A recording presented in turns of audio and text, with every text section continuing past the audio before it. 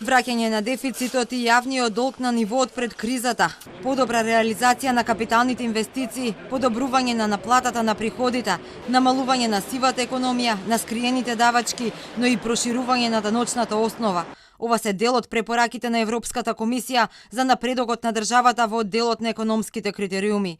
Во извештајот стои дека тешко погодена од пандемијата, економијата падна во рецесија во 2020 година, но владата спроведе силен фискален одговор за да го ублажи влијанието на кризата врз домаќинствата и фирмите. Се препорачува мерките да продолжат до целосно заздравување на економијата.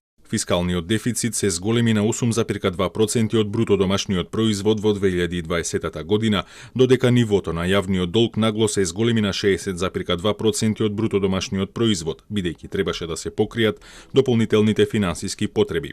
Капиталните расходи беа намалени со ребаланс на буџетот за да се овозможат трансфери за справувањето со кризата, но се уште се многу под потребното реализирање.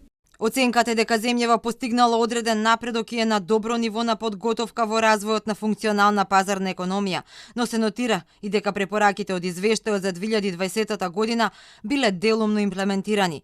За експертите, извештајот пак ги нотира долгорочните слабости на економијата, но сега има и чекори во насока на нивно адресирање.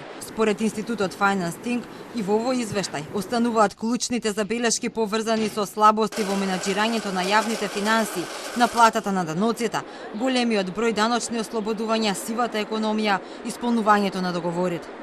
Извештајот детектира недостатоци во поглед на политиките за конкурентност на пазарот, конкретно при доделувањето на државна помош.